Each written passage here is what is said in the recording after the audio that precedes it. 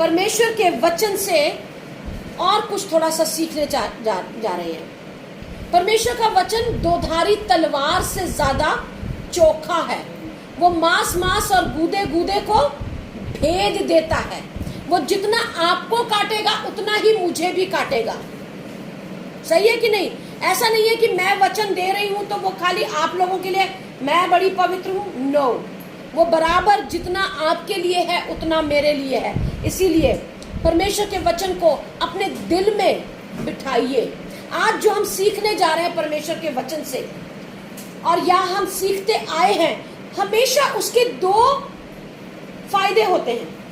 परमेश्वर ने जो वचन दिया उसको हमें अपनी जिंदगी में, घर की जिंदगी में भी अपनाना चाहिए और अपनी रूहानी जिंदगी में भी अपनाना चाहिए, ताकि हमारी रूहानियत, हमारी अब्दियत, हमारा अंत का जीवन जो है वो सफल हो जाए। और उसी बातों को हमें अपने घर में, अपनी फैमिली लाइफ में, अपनी पर्सनल लाइफ में भी इस्तेमाल करना चाहिए, उन नियमों को, कानूनों को, उन बातों को। इसीलिए मेरे साथ निकालिए भजन संहिता 45। भजन संहिता 45 निकालिए। 45 साम्स 45, उसकी 10 से 12 आयतें पढ़ेंगे। 10 और 12, मुझे लगता है लाइट आ गई है। 10 से 12 पढ़े जरा। 10, 11 और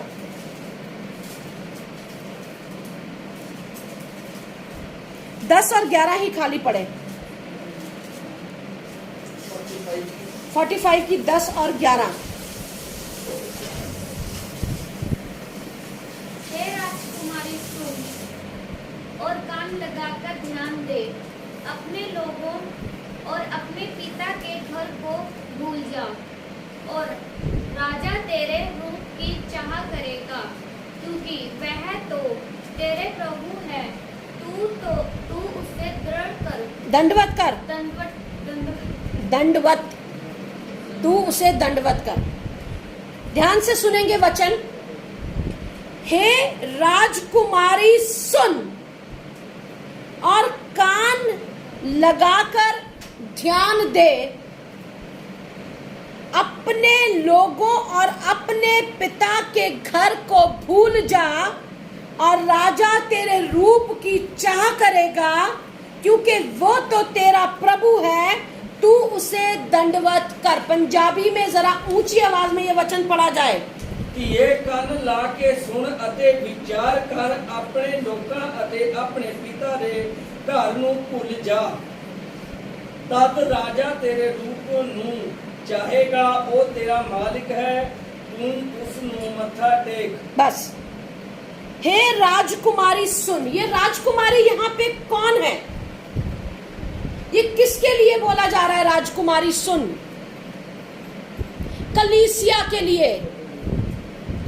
हे राजकुमारी सुन और कान लगा के सुन, ध्यान दे। ये एक तरफ तो कलीसिया के लिए बोला जा रहा है और दूसरी तरफ हमारे पर्सनल लाइफ के लिए भी बोला जा रहा है। हे लड़कियों सुनो, अपने लोगों और अपने पिता के घर को भूल जा। मेरी भी 2 बेटियां हैं, क्या मैं उनको बोल सकती हूँ कि अपने पिता को और अपने घर को भूल जाओ? आपकी 2 बेटियां हैं, आप बोलोगे शादी के बाद तू अपनी बाप को भूल जा? भूलना पड़ता है, भूलना पड़ता है। क्यों भूलना पड़ता है? मैं पहले इसके अंदर इंसान थोड़ा सा जो हमारी दुनियावी जिंदगी या हमारे फैमिली लाइफ होती है इसके बारे में थोड़ी रोशनी डालूंगी। क्योंकि क्या होता है, एक लड़की 25 साल अपने बाप के पास रहती है, 25 साल अपने मायके में रहती है। उसके अंदर क्या होता है, मायके की बातें, मायके की आदतें, मायके की प्रथाएं, ये सारी चीजें अंदर बचपन से सीखा है, बचपन से सीखी है सारी चीजें। फिर क्या होता है, ससुराल में गई, ससुराल में जाके मुश्किल होने शुरू हो जाती है। अरे बाप के घर में तो हम दाल में जीरे का छौंका लगाते थे, यहाँ तो टमाटर का लग रहा है। बाप के घर में तो मैं रोटी ऐसी पकाती थी, माँ यहाँ ससुराल में तो पराठे बन रहे हैं। हम तो वहाँ सूखी रोटी खाने वाले थे, यहाँ तो पराठे बन रहे हैं, या वहाँ हम पराठे खाते थे आलू के, यहाँ तो मूली के बन रहे हैं, मुझे तो गैस हो गई। लड़कियों को भी कहा जा रहा है, और ये कहा जाना चाहिए, और ये सीख देनी चाहिए लड़कियों को कि अपने बाप के घर को और उसकी प्रथाओं को भूल जा, ताकि क्या हो, तेरा पति तेरे रूप की चाह करे, तुझसे प्रेम करे, और तुम दोनों एक होके सुखी सुखी बस जाओ। ये तो इसका दुनियावी मतलब है कि जो हमें अपनी लड़कियों को, अपने बच्चियों को समझाना चाहिए। अब इसका आत्मिक मतलब क्या है? अब इसका आत्मिक मतलब ये है कि जब हम, बाप कौन है दुनिया का, जल्दी बोलो, दूसरा बाप, दो बाप सीखे, एक तो प्रभु यीशु मसीह स्वर्गीय बाप है, और जब हम दुनिया में थे तो किसके, कौन हमारा बाप था? शैतान। जब तुम अपने बाप के घर को भूल जाओ, जब हमने प्रभु यीशु मसीह को अपना लिया, उसको ग्रहण कर लिया, बपतिस्मा ले लिया, अब हम प्रभु यीशु मसीह की दुल्हन बन गए, अब क्या करें? शैतान के रिवाजों को, उसकी बातों को, उसकी प्रथाओं को, उसके काम काजों को भूल जाओ। तो क्या होगा? तुम्हारा परमेश्वर, तुम्हारा राजा, तुम्हारा दूल्हा, तुम्हारा बाप, तुम्हारा भाई, तुम्हारा दोस्त जो प्रभु यीशु मसीह है, वो तेरे रूप की चाह करेगा। वो अपनी दुल्हन को लेने आ रहा है ना, दुल्हन कैसी होनी चाहिए? अभी भी पुराने रीति रिवाजों में फंसी भी होनी चाहिए। इस्राएलियों के साथ क्या हुआ?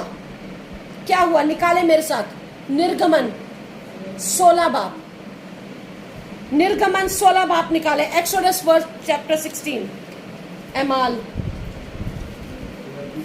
16 बाप की 3री आयत से पढ़े।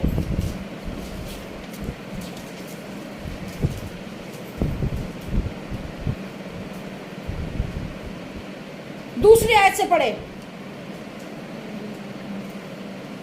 जल्दी जल्दी पढ़े निकाल के। जंगल में इस्राएलियों की सारी मंडली, ध्यान से सुनना, जंगल में इस्राएलियों की सारी मंडली मूसा और हारून के विरुद्ध बकझक करने लगी, और इस्राएली उनसे कहने लगे, हम जब मिस्र देश में मांस की हांडियों के पास बैठकर मनमाना भोजन खाते थे, तब यदि हम यहोवा के हाथ से मार डाले जाते भी तो उत्तम वही था, पर तुम हमको इस जंगल में इसलिए निकाल लाए हो कि सारे समाज को भूखा मार डालो। परमेश्वर ने उन्हें मिस्र की गुलामी से छुड़ाया, जहां वो कैदी थे, जहां पे वो गुलाम थे, उनको कोड़े मारे जाते थे, उनसे दिन रात काम लिया जाता था, और बुरी हालत में वो थे। परमेश्वर को उन पे तरस आया और अपने बंदे मूसा और हारून को भेजकर फेरोन की गिरफ्त से उनको छुड़ा कर लेकर आया, और क्या बोला? मैं तुम्हें ऐसे देश में लेके जाऊंगा जहां दूध और शहद की नदियां बहती हैं, दूध और शहद की नदियां। ऐसे देश में परमेश्वर इन इस्राएलियों को लेके जा रहा है, लेकिन एक बोटी मीट के लिए, एक बोटी रोटी के लिए ये बड़बड़ाने लगे। क्या कहने लगे? हम मिस्र में मीट की हांडियों के पास। उर्दू में पढ़े जरा ये वचन प्लीज, 16 का 3रा। और उसने चाहा कि ये मेरे साथ चले, बस उसको लेकर उन यहूदियों नहीं, अमसाल पढ़ रहे, अमसाल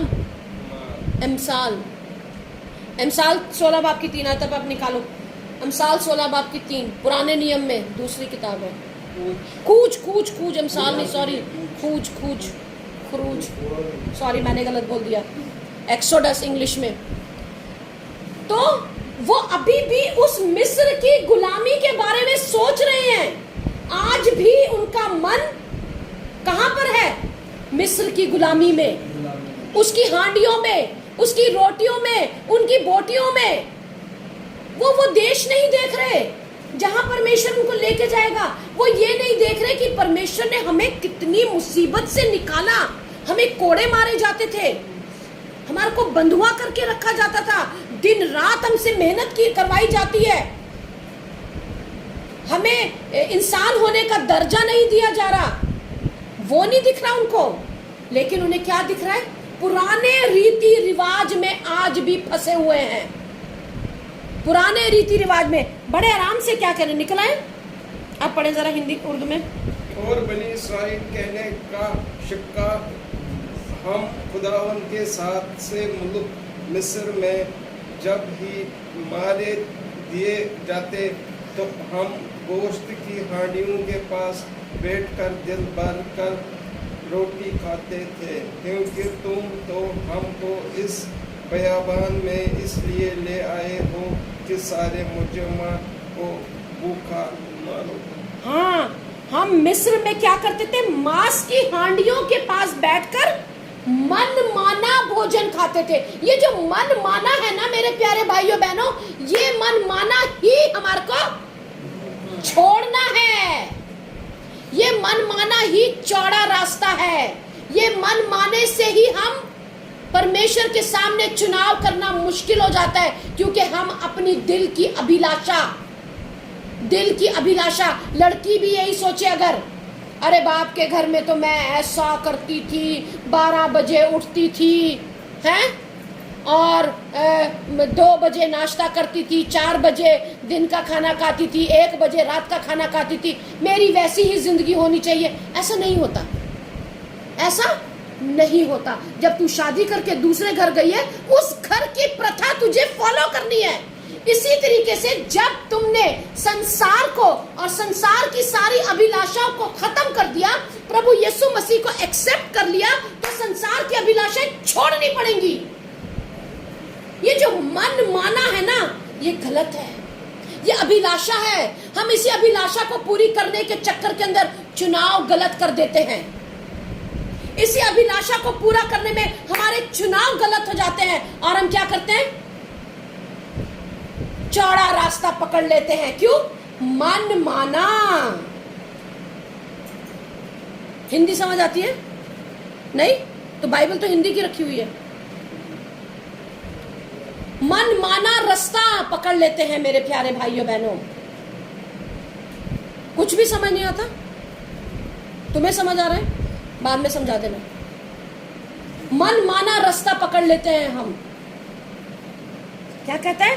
अगर हमें परमेश्वर और इस्राएली उनसे कहने लगे कि जब हम मिस्र देश में मांस की हांडियों के पास बैठकर मनमाना भोजन खाते थे, तब यदि यहोवा के हाथ से मार भी डाले जाते, कोई चिंता नहीं थी।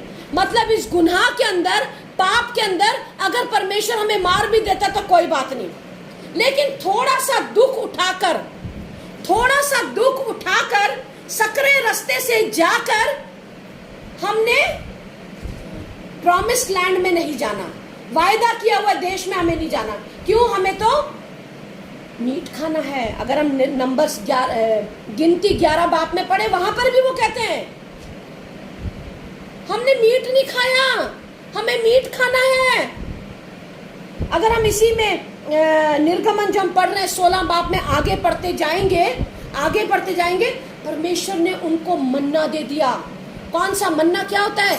जो स्वर्ग की रोटी है, मन्ना दिया खाने के लिए। उससे भी उनको स्वाद नहीं आया, उनको मीट खाना है, हड्डी चूसनी है। फिर क्या किया? परमेश्वर ने बटेरें दे दी, बटेर खाओ, लेकिन खा नहीं सके। जब मुंह में डाला, परमेश्वर का क्रोध भड़का और वो सारे मर गए। क्यों? क्योंकि वो बार बार अपनी इच्छा पूरी करना चाह रहे थे।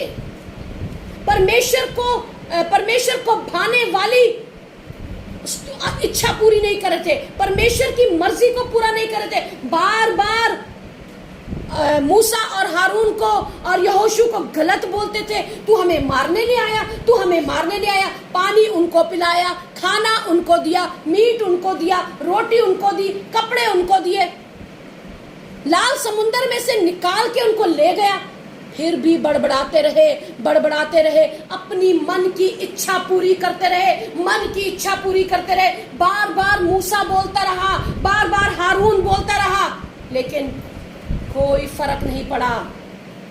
यहोशू में हमने पिछले संडे सीखा ना, यहोशू 25 बाप में बोला था ना कि मैं क्या करूंगा।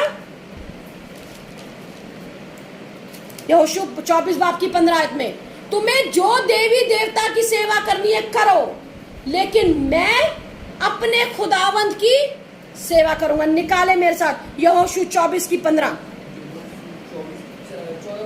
24 की 14-15,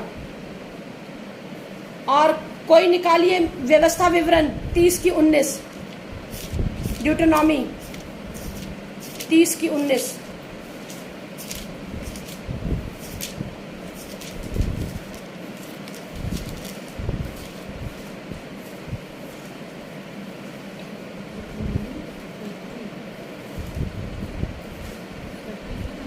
हाँ, यहोशू 24 के 14-15 पढ़े। ਸੋ ਹੁਣ ਤੁਸੀਂ ਆਪਣੇ ਪ੍ਰਭੂ ਦਾ ਪੂਰਨ ਮਾਨ ਨਾਲ ਸਤਿਕਾਰ ਕਰੋ ਅਤੇ ਉਸ ਦੀ ਸੇਵਾ ਪੂਰੀ ਇਮਾਨਦਾਰੀ ਨਾਲ ਕਰੋ। ਤੁਸੀਂ ਆਪਣੇ ਵਿੱਚੋਂ ਉਹ ਸਭ ਦੇਵਤੇ ਦੂਰ ਕਰ ਦੇਵੋ ਜਿਨ੍ਹਾਂ ਦੀ ਪੂਜਾ ਤੁਹਾਡੇ ਪੁਰਖੇ ਫਰਾਤ ਦਰਿਆ ਤੋਂ ਪਾਰ ਅਤੇ ਮਿਸਰ ਵਿੱਚ ਕਰਦੇ ਸਨ। ਪਰ ਜੇਕਰ ਤੁਸੀਂ ਪ੍ਰਭੂ ਦੀ ਸੇਵਾ ਨਹੀਂ ਕਰਨਾ ਚਾਹੁੰਦੇ ਹੋ ਤਾਂ ਤੁਸੀਂ ਅੱਜ ਦੇ ਦਿਨ इस गल दा फैसला कर लवो कि तुसी किस दी सेवा करोगे। बस छोड़ दो। पर अगर अपने बीच में से क्या करो, देवी देवताओं को निकाल दो और आज ये दिन फैसला कर लो। आज फैसले का दिन है, फैसला कर लो कि तुम किसकी सेवा करोगे। क्योंकि जहां तक मेरी बात है, मैं अपने घराने समेत अपने परमेश्वर की सेवा करूंगा। मैंने फैसला कर लिया, आज फैसला तुम्हारा है। यही बात आज परमेश्वर का वचन भजन संहिता से भी हमारे साथ कर रहा है। हे कुंवारी, कान लगाकर सुन और ध्यान देकर सुन कि अपने बाप के घर की चीजों को भूल जा।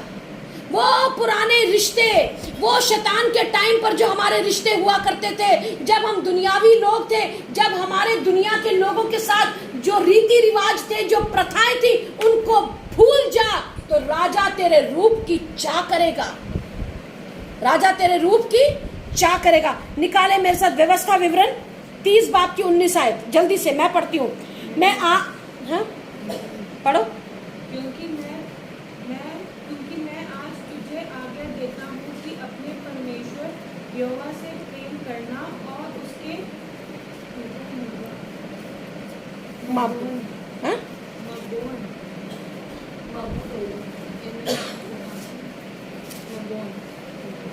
पर चलना और उसके मार्गों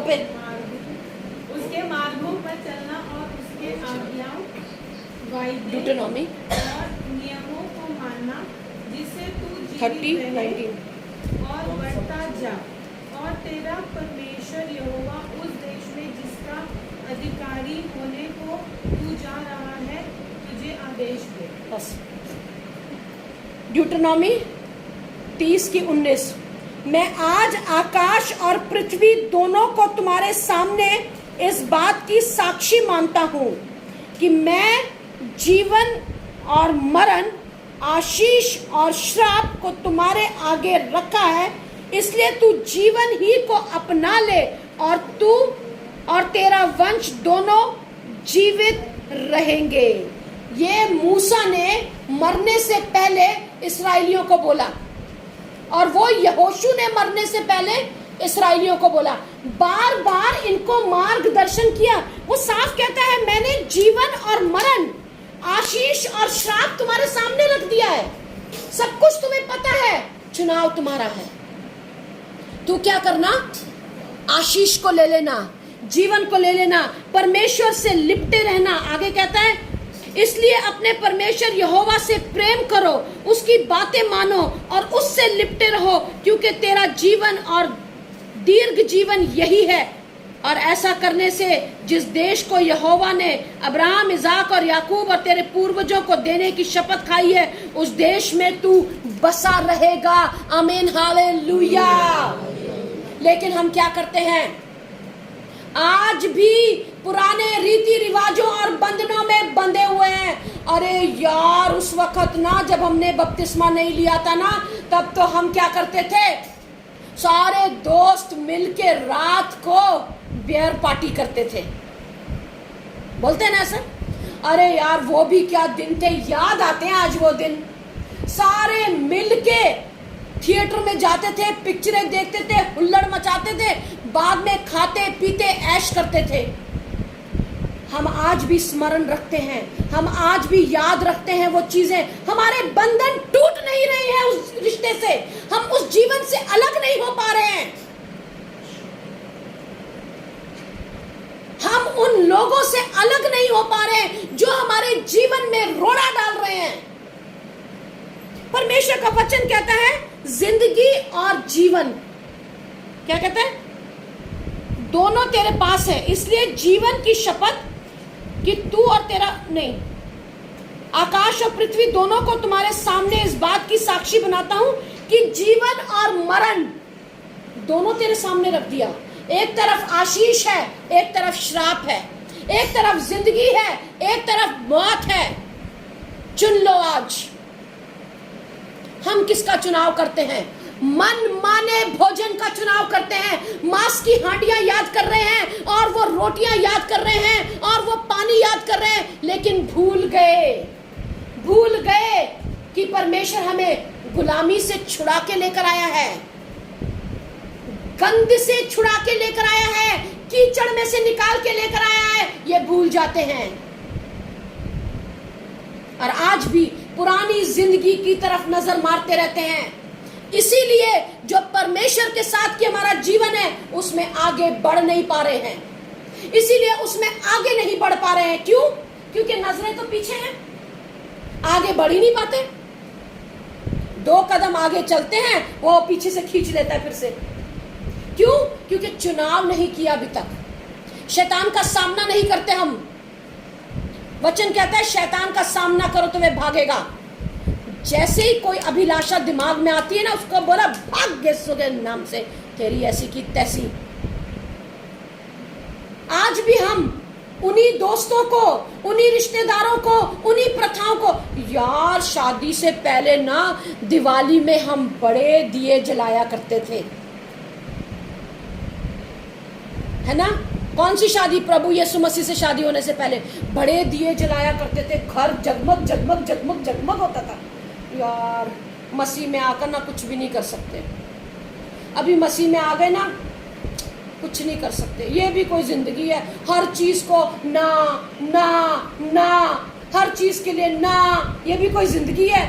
यार क्या है, इससे अच्छा तो वही मर जाते। इस्राएलियों ने भी तो यही बोला था, मांस की हांडियों के पास मर जाते, इससे अच्छा तो वही रह जाते। यार क्या है, कई बार हम ऐसा बोलते हैं, मैं बोलती थी, क्या यार पिक्चर नहीं देखो, पिक्चर के गाने मत गाओ, ये मत करो, वो मत करो, फलाना नहीं करो, ढिमकाना। ये भी कोई जिंदगी है क्या? परमेश्वर ने हमारे को दुनिया के अंदर इसलिए बना के भेजा कि हम सब चीजों को ना ना ना ना ना ना करते रहे? हमें अपने आप को पवित्र इस दुनिया में रहते हुए पवित्र करना है, क्योंकि दुनिया, वचन कहता है इस दुनिया के सदृश्य ना बनो, इस दुनिया के हम शक्ल ना बनो। इस दुनिया में रहो पर दुनिया के हम शक्ल ना बनो। इस दुनिया में उसके नाम के लिए जिंदा नमूना बनो, ताकि लोग हमें देखकर कहें ये कुछ फर्क है। और तब हमारा प्रेमी प्रभु यीशु मसीह हमारे रूप की प्रेम करेगा, कहेगा ये मेरे मन का मनुष्य है। दाऊद के बादशाह के लिए जैसे बोला, ये मेरे मन का मनुष्य है। मूसा को इतना प्रेम करता था परमेश्वर। 11वीं आयत में हम पढ़ते हैं, निर्गमन 11 नंबर गिनती 11 के अंदर, कि जब मूसा ने शादी कर ली तो हारून और उसकी बीवी थी शायद, जिन्होंने, निकालेंगे जरा निर्गमन गिनती निकाले, गिनती 11 बाप निकाले। उन्होंने मूसा को गलत बोला और परमेश्वर ने उसकी बीवी को कोड़ कर दिया, सर से लेके पांव तक। बोला तूने ऐसे अभिषिक्त मनुष्य के बारे में गलत बोला कैसे हैं?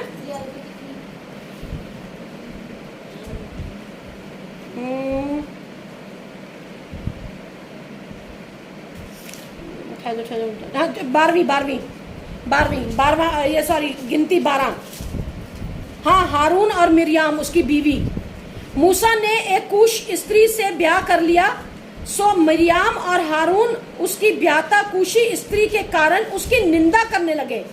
उन्होंने कहा, क्या यहोवा ने केवल मूसा से ही बातें की हैं? क्या उसने हमसे बातें नहीं की? उसकी बात यहोवा ने सुनी। मूसा तो पृथ्वी भर के रहने के लिए सब मनुष्य से बहुत अधिक नम्र स्वभाव का था। सो यहोवा ने एकाएक मूसा और हारून और मिरियाम से कहा, तुम तीनों मिलाप वाले तंबू के पास निकल आओ। और उसके बाद अगर हम आगे पढ़ते हैं तो बस खाली मैं वही वचन पढ़ूंगी। तब यहोवा ने कहा, मेरी बातें सुनो, तुम कोई नबी हो और तुम पर यहोवा दर्शन के द्वारा अपने आप को प्रकट करेगा। वे स्वप्न में उससे बातें करूंगा।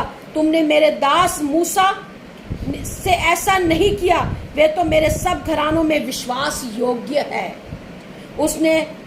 उससे मैंने गुप्त रीति से नहीं परंतु आमने सामने प्रत्यक्ष होकर बातें की, और यहोवा का स्वरूप निहारने पाया। वो सिर्फ एक मूसा था जो परमेश्वर के साथ ऐसे बातें करता था।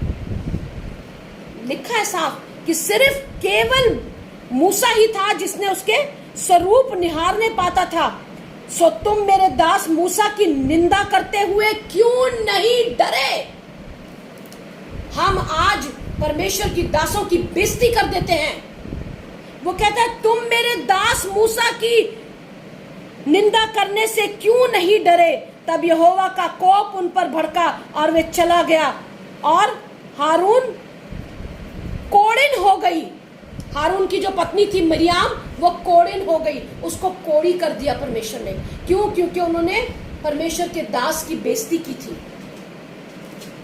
मेरे प्यारे भाइयों बहनों, हम चुनाव करने में गलत हो रहे। हारून उसके साथ रहता था, हारून मूसा के साथ रहता था, दिन रात सब कुछ देखता था, लेकिन उसके भी जीवन में काम नहीं हो रहा था।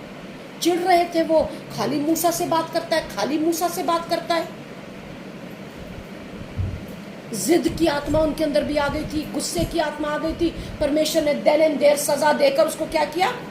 कोड़िन कर दिया। उसका सारा शरीर सफेद हो गया। आज आपके सामने, मेरे सामने जीवन और मौत दोनों रखे हुए हैं। क्या चुनना है हमारे को, जिंदगी या मौत? हम क्या चाहते हैं कि हमारा परमेश्वर हमसे प्रेम करना चाहिए? पढ़े भजन संहिता, दोबारा निकाले 45 बाब, भजन संहिता 45 दोबारा निकालिए। भजन संहिता 45 और उसकी 10 पढ़े। हे राजकुमारी सुन और कान लगाकर ध्यान दे, अपने लोगों और अपने पिता के घर को भूल जा। साफ साफ लिख दिया, साफ साफ लिख दिया। इससे ज्यादा और क्या बोले परमेश्वर? अपने लोगों और अपने पिता के घराने को भूल जा, और राजा तेरे रूप की चाह करेगा, क्योंकि वे तो तेरा प्रभु है। तू उसको दंडवत कर, तू उसको दंडवत कर। लेकिन हम क्या करते हैं? प्रभु को इधर छोड़कर और चीजों के आगे दंडवत करना शुरू कर देते हैं। प्रभु को एक कोने में रख देते हैं और दूसरे लोगों के सामने सर झुका लेते हैं। प्रभु को कभी सॉरी नहीं बोलते, लेकिन अपने रिश्तेदारों को, अपने दोस्तों को, अपने कुलीग्स को गलती ना होते हुए भी सॉरी बोल देते हैं। हाय हाय हाय हाय, सॉरी नहीं बोलूंगा तो छूट जाएगा, नाराज हो जाएगा। लेकिन परमेश्वर के नाराज होने की कोई चिंता नहीं। परमेश्वर क्योंकि दयावान है, कल फिर प्रेम कर लेगा। नहीं नहीं, वो क्रोध में भी आता है। क्रोध में आया तो क्या किया? इस्राएलियों को नष्ट कर दिया। 40 दिन का सफर 40 साल में बदल गया, क्योंकि परमेश्वर का वचन कहता है मैंने उनको उनके सख्त दिलों के मुताबिक छोड़ दिया। क्योंकि उन्होंने अपने दिल सख्त कर लिए, बुड़बुड़ाने लगे, वो ख्वाहिशें मिटी नहीं, छोड़ दिया उनको। मेरे प्यारे भाई और बहनों, ऐसा ना हो कि परमेश्वर आपको और मुझको छोड़ दे। आज समय है सॉरी बोल के उसके पास आ जाए। पुराने प्रथाओं को, जिस वक्त शैतान हमारा बाप था, जिस वक्त हमने प्रभु यीशु मसीह को एक्सेप्ट नहीं किया था, उससे पहले वाले जीवन को छोड़ दे, उससे रिश्ता तोड़ ले, उससे नाता तोड़ ले और प्रभु के पास आ जाए। आशीष को चुन ले, जिंदगी को चुन ले और ऐसी ख्वाहिश करे कि मेरा प्रभु मेरे रूप का क्या हो जाए, चाह करे, प्रभु को हमारी चाह हो जाए। कितना प्यारा बच्चा है यार ये, कितना आज्ञाकारी बच्चा है ये, कितनी बात सुनता है ये मान गया, ये वापस आ गया। जब वो उड़ाऊ पुत्र वापस आया, बाप ने क्या किया? मोटे से मोटा बकरा कटवाया, अंगूठी उतार के उसके हाथ में पहनाई, जूते पहनाए, नए कपड़े पहनाया और बहुत बड़ा क्या किया? भोज किया, दावत करी। आप और मैं अगर आज लौट के वापस आएंगे तो आप जानते क्या होगा? स्वर्ग में आनंद होगा, स्वर्ग में आनंद होगा।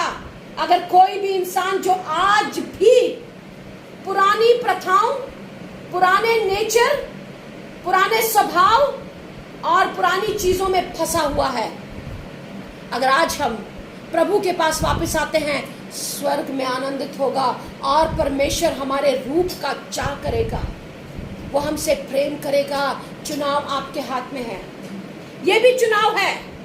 हम चुनाव के बारे में सीखते आ रहे हैं ना, 3 संडे से चुनाव के बारे में सीखा, तीसरा संडे है।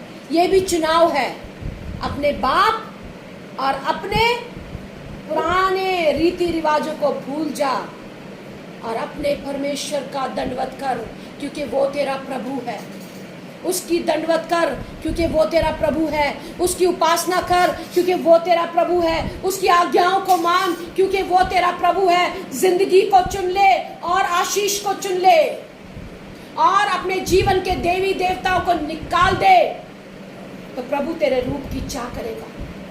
मेरे प्यारे भाइयों और बहनों, आज हमारे पास समय है, कल पता नहीं ये समय होगा कि नहीं होगा, क्योंकि वचन कहता है अवसर को बहुमूल्य समझो। ये अवसर है, इसे बहुमूल्य समझिए, इसे कीमती समझिए, इसे गनीमत समझिए कि आज का संडे हमें मिल गया। वो लोग जो रास्ते में जाते जाते खत्म हो जाते हैं, उनको नहीं मिला ये अवसर।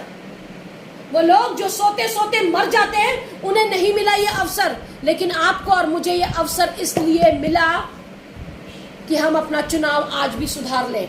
अगर आज हमारा चुनाव गलत है, हम उसे सुधार लें। अगर आज हमारा चुनाव गलत है, हम उसे ठीक कर लें। हम प्रभु के पास आ जाए, प्रभु मुझे माफ कर दे। बहुत समय मैंने बिता दिया गलतियों में, गलत चुनाव में, आंखों की अभिलाषा में, मनमाने भोजन में।